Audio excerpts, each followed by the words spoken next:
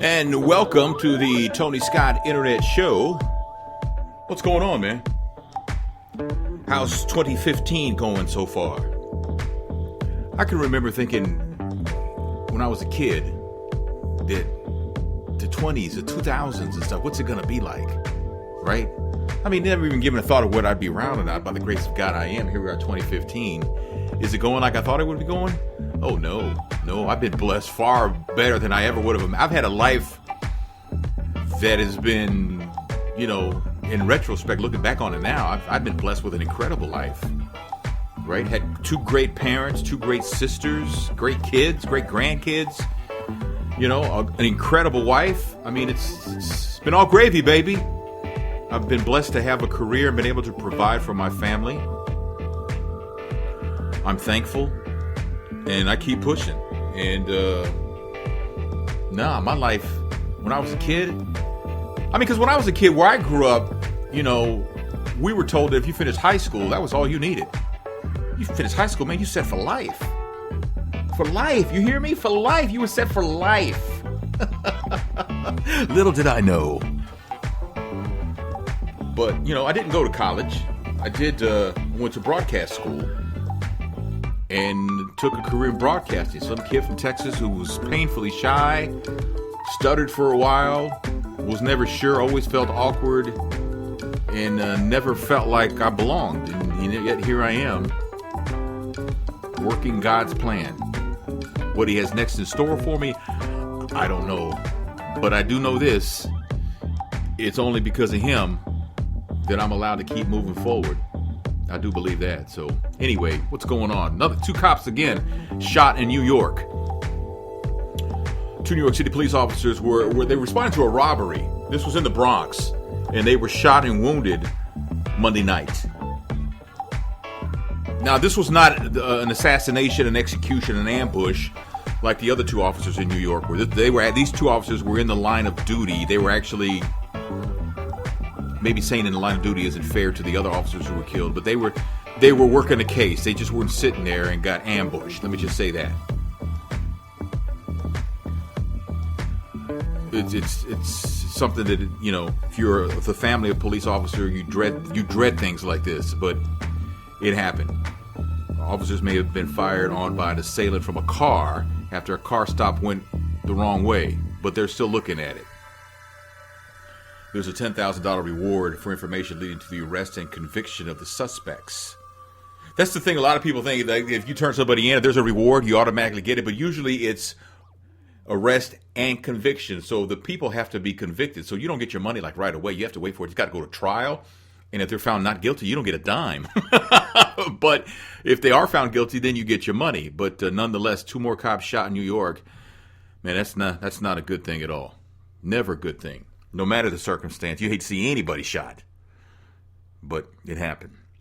Oprah Winfrey has been catching some flack because of criticism from a video. It showed up on People Magazine's website like Thursday or Friday? And she praises the depiction of the thoughtfulness and strategy used by Martin Luther King Jr. in the new film Selma. But at the same time, she talked about the lack of these things in the recent protest regarding police officers who killed Michael Brown and Eric Garner, saying, quote, "I think it's wonderful to march and to protest. It is wonderful to see all across the country people doing it. But what I'm looking for is some kind of leadership to come out of this to say, this is what we want. This is what has to change. And these are the steps that we need to take to make these changes. And this is what we're willing to do to get it.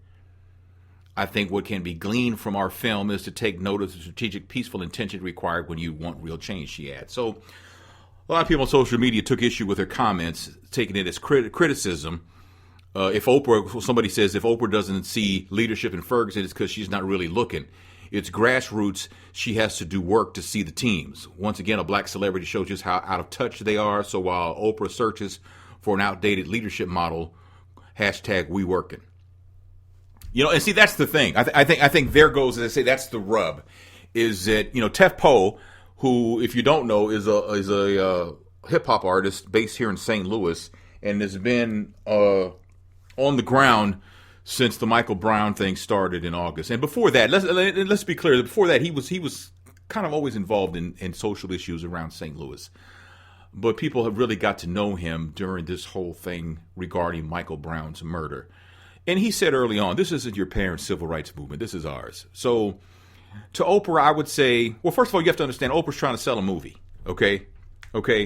Otherwise, she wouldn't have commented. She wouldn't have been asked about it. Really? But I will say this. Well, Oprah makes some good points. At some point, there's going to have to be one person chosen who is going to represent the masses to talk about change. This is the business model that we have used for years. Now, you can argue back and forth whether or not this has worked or not, but that's the business model. These young kids, these young folks who are doing this movement now, they see it differently. They see it as it being more organic, more grassroots. There's not really a leader right now, and they're fine with that. But I think being organic means that things are subject to change, right? We go and see where it takes us and things like maybe I'm misinterpreting it. I don't know. But I think the young people in this new movement have done an incredible job. I think they've done a great job given the circumstances. There's more on the line these days because there are more police, there are more lives. There are more lives that matter. There are a social media aspect to this whole thing, including but not limited to cell phones and computers. Your smartphone does things. I read somewhere where you would need like 7 different machines to do what one smartphone can do these days. I mean, it's incredible how that is. But Oprah's right, but then maybe Oprah's wrong. Because the business model for the civil rights movement that was used in the 60s, it couldn't possibly work here in the 21st century. Everything has to evolve and progress. I mean, if Oprah did the same TV show she did when she started out that she did now, she'd have been gone. If you remember a long time ago, she used to take phone calls on her show and all that. But she moved away from that. And for a while, she was doing, the garbage talk show. She did that for a while, let's be honest. But then she had an aha moment, as she calls them, and she changed everything. And it took her, so she evolved, right? To the point now she went from a TV show to a network, like a whole network. I'm not telling anything you don't know, but Oprah, her vision of a civil rights movement may not be what young folks see as their civil rights movement. And I respect that. I do. It depends on your interpretation as far as if you think this movement lacks leadership. Although, like I said, I do think at some point there's going to have to be somebody or maybe a group of people who are picked to be, the nucleus of what needs to be presented as far as change goes. Maybe I'm wrong. Jay-Z says that he believes hip-hop has done more for race relations than most cultural icons. And yeah, let's just call it, it has. It has. If you think about it, like a long time ago, music-wise, and I spoke about this before, in some black artists, when they put out an album, they had to put white people on the cover of their album because they didn't want people to know, the record companies didn't want people to know that who white folks were buying were actually black. There were some soul records back in the day that were redone by people like Pat Boone so that the song could have a second life or bigger life away from the soul audience and into the mainstream audience. But there are two schools of thought. Not every part of hip hop is good. Not every part of R&B is good. Not every part of rock or country is good. There's some bad elements to it. Country, you got, David Allan Coe has kind of made I don't know if call it a career, but he's put out a lot of records where he's used the N-word. Country songs. There's been some R&B artists that we would like to forget. But I mean, it happens, it happens. But has hip hop done more? Yeah, probably so. But then again, with hip hop, hip hop arrived at about the same time, within 10, 15 years, that music television, MTV, BET, the box, remember the box, all that kind of stuff like that came along, right? And then hip hop kind of like just swelled up and it became part of everything, which has been a good thing, and it's been a bad thing. Because, as much social enlightenment as there's been towards, with young people that have gotten their social education through hip hop, and there has been some that have. There's also been some pretty ratchet stuff that has demeaned women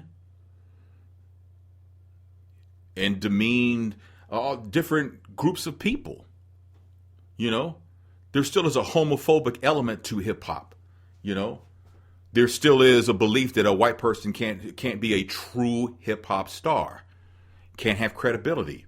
Remember, Vanilla Ice crashed and burned. Macklemore was doing all right until he got some backlash for whatever reason. Iggy Azalea right now is kind of like on the hot seat a little bit. People are saying, what's up with her? She can't be for real. She's from Australia. Well, but at the same time, back in the 60s, there were white people who were marching with African Americans in the civil rights movement. Didn't see a lot of them. Not nearly as many as you see now in this latest movement. You see a lot of white folks walking with black folks in this movement. And to say that there isn't, you're not being really honest about that. So is what Jay-Z saying true? Yeah. Hip-hop has done more for race relations than most cultural icons. Yeah, probably so. Can't really argue with that. There's a couple of women who have accused Bill Cosby of sexual assault, have joined a third woman in suing, claiming that his lies have ruined their reputations. Tamara Green sued Bill Cosby, claiming he was untruthful when he denied her sexual assault allegations. She can't sue for the assault because the statute of limitations ran out long time ago. But her lawyer thinks that Bill Cosby denying it has opened the door to a defamation suit. But what did you think he was going to say? Did you think he was going to say, yeah, I did it, but you can't do nothing to me because the statute of limitations ran out? Of course he's not going to say that. Who in their right mind would not deny? Everybody's going to deny an allegation like that. Even if they're guilty, they're going to deny an allegation. You're going to have to prove this. So how can you sue them for defending themselves and saying that woman is lying? That's defamation? Linda Traitz and Teresa Saragnisi are joining the lawsuit. They say Bill Cosby drugged them when they were in their late teens. Now, Linda Traitz, she has a long criminal past. So if we're going to be bringing up the past, we can't bring up certain parts of the past. She got out of prison in 2012 after doing 3 years for trafficking, oxy, possession of a controlled substance, and obtaining the controlled substance by fraud. So if we're going to go in, we're going to go in, right? We're not going to go halfway in. We're going to have to go all the way in. So if you're going to go in on Bill Cosby and his past, we're going to have to go in on you and your past. What her drug trafficking prison stint has to do with Bill Cosby's sexual assault allegations, I have no idea. I don't know. But I do know that you have to, if you're Bill Cosby's lawyers, you'd have to present some evidence that would bring into question the credibility of these accusers. You would have to do that, right? I mean, isn't that basic? I'm not a lawyer, but isn't that lawyer 101, lawyering, whatever it's called? Isn't that one? I mean, you got to defend your client, right? But I just can't see how you expect to sue Bill Cosby for saying, no, she's lying. That didn't happen. For just denying everything. You can't sue him for that. I mean, that just seems like it's a waste of everybody's time. I mean, it really does, doesn't it? To me, I'm just saying. If you're looking for a job, I saw this article on CNN. If you're looking for a career, because if you're looking for a job, basically your employer could give 3 damns about you. Show up for work, put in your work, get your money, come back again, right? But if you're looking for a career, a lot of times employers will do background checks. And so I saw this article that, legally they have to get consent to do a background check. But once they start digging, man, it's on, man. It's on. It's on. I've consented to background checks for radio stations I've worked for. I ain't got nothing to hide. I'm good. I'm good. I've never been to jail. I haven't been arrested. So I mean, I'm good. I mean, I ain't got nothing to hide. but they could check criminal records, sex offenses, liens, judgments, bankruptcies, drug test results, your education, your income history, your credit. I mean, if you're looking to be a truck driver or like a traveling salesman, they're going to check your driving record. Have you had any serious violations? Have you had a lot of accidents? Have you had a DUI? Has your license ever been suspended or just flat out revoked? What about if you want to work in the banking industry? They're going to run your credit, right? Even though some states say employers can't use that for credit. They can use your credit, though, to check what your insurance rates are going to be if you're going to get car insurance and stuff like that. They're allowed to do that. I don't know why, but they're allowed to. But they have to have a reason to look into your past, if your financial past, if you want to work in the financial industry. Well, you're probably saying, well, yeah, but that's my business. That's just because I'm lousy with money don't mean I'm lousy with money as a career. Well, yeah, it does. Yeah, it probably does. If you're looking to be a cop, they're going to want your fingerprints. That's like a law thing, right? They're going to want your fingerprints. They're going to run it through the FBI database. They're going to check your criminal record. You know, they're going to see if you're on a terrorist watch list. You know, so all this is going to happen. And I say that to say this, that, you know, the more money that someone's going to offer you to make, the more they're going to look into your past. And somebody's going to hire you and give you $200,000 a year, and you think they're going to look into your past? They're going to look and see what kind of person you are? Of course they are. They're making an investment in you. Anytime you're making big money and you're working for somebody, yeah, they're going to check you out. Even if you have a reputation, a stellar reputation in your field of expertise, you know, and someone says, hey, we want you to come work for us, and we're going to give you $350,000 a year. We're going to give you your own car. We're going to give you 6 weeks of vacation, private jet at your disposal. You don't think they're checking it? You don't think they've checked this person out before they made that offer? Of course they have. Of course they have. That's why we always tell our kids, be careful what you put on social media. All that stuff matters. You didn't know? All that stuff is a thing. It's a real thing. So, I mean, all that stuff, you know, you put up there, you turn up for this and you got a bottle at your mouth and you got it tilted up. All you think that's only playing. All that stuff matters. You think I'm exaggerating. You think I'm just taking it too far. I'm not. I know people who lost an opportunity because of social media. You put up there, I hate all white people. You know, the Dial Corporation wants to offer you the marketing director's job for the Southwest region at $125,000 a year. And they see that, they're withdrawing the offer. And they're just going to say, yeah, we'll rehire somebody. I'm sorry. Yeah, you know what? I didn't check with one of our VPs. Yeah, that position's been filled. Or they're not even going to pick up the phone anymore. I mean, because they found that out. You know, that's just one of those things that you have to be aware of. I tell my kids all the time, careful what you put on social media, because that stuff, once it's out there forever. Forever. In Florida, there's this father. He's unnamed. He wanted to whoop his 12-year-old daughter for fighting with her sister, but he didn't want the whooping to land him in jail for child abuse. So he called the county sheriff's office to come and see. And they said, yeah, we'll come look and see. So they came, they saw. After it was over, they gave him a thumbs up and they left. And Florida police say, yeah, that happens all the time here. I'd never heard of that before. You get ready to whoop your child, but you could call the police over to make sure that you don't cross any lines. Apparently in Florida, it's legal to physically abuse your child as long as the assault is done within the very narrow confines of the law. Child abuse is considered unlawful in Florida if it results in serious injuries or death. Okay, death is death. Serious injuries. Are we talking about if I draw blood by accident because I hit somebody hard with a switch, or is a switch off limits? I can only use a belt. I can only use an open hand. What is it? Serious injuries are defined as broken bones, broken nose, black eyes, lacerations, burns. Bruises are apparently okay in Florida. You bruise up your kid, you're on pretty solid ground there. Isn't that crazy? You're saying, no, that ain't crazy. Hell, I have to whoop my child on a regular. You don't know my kid. Okay. You know your kid better than me. But if you draw blood, is that considered a serious injury? I guess that depends on the officer that's there, right? I mean, if blood comes pouring out of a body, well, yeah, there's a problem. But if you just draw like blood, like a paper cut kind of thing, is that the same thing?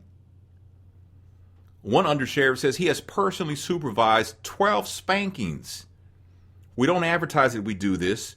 Watching a parent discipline their child is something that's done only when a deputy has no other calls to handle. So if there are warrants to be served or things like that, that comes first. So if you want me to come watch you whoop your child to see if you break the law, that's last on the priority list is what they're saying. All right, I can go along with that. What about this story?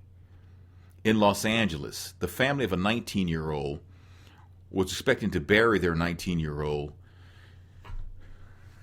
one Saturday morning. So they're sitting in the church, arms around family and friends. The loss is stunning. I mean, nobody, 19 years old, who dies at 19, right? All of a sudden, they find out that their loved one, in this case, Jonte Reed, is not going to be showing up.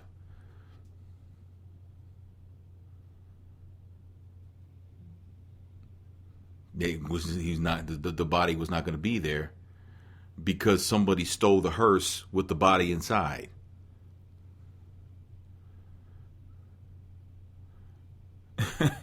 They did catch the thief.